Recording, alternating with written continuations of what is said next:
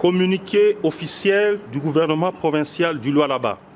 Le gouvernement provincial du Lualaba informe l'opinion publique de l'évolution de deux situations majeures qui viennent récemment de toucher la province.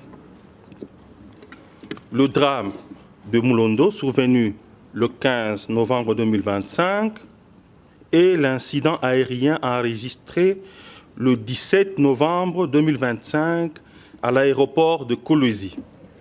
À propos du drame de Moulondo survenu le 15 novembre 2025, selon le rapport médical provisoire transmis par Madame la ministre provinciale de la Santé, le bilan humain actuel se présente comme suit. Bilan humain provisoire. 1. 35 personnes décédées réparties de la manière suivante. 26 corps conservés à la morgue de l'hôpital général de référence de Mwangeji. 7 corps gardés à la morgue de l'hôpital de Mupanja. 2 corps déjà inhumés par leurs familles respectives. 2 survivants identifiés.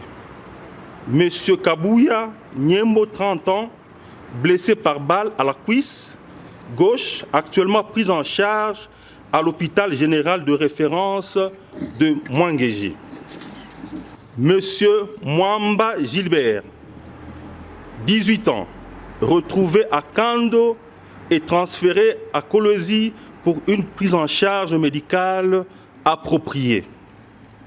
Le gouvernement provincial du Lualaba réitère ses condoléances les plus attristées aux familles éprouvées.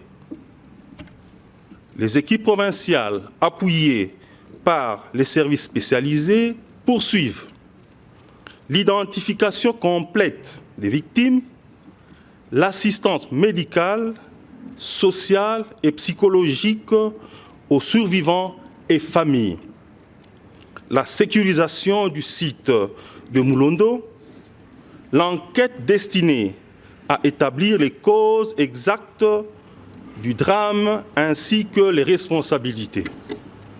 2. À propos de l'incident survenu à l'aéroport de Kolwezi ce 17 novembre 2025 vers 11 h.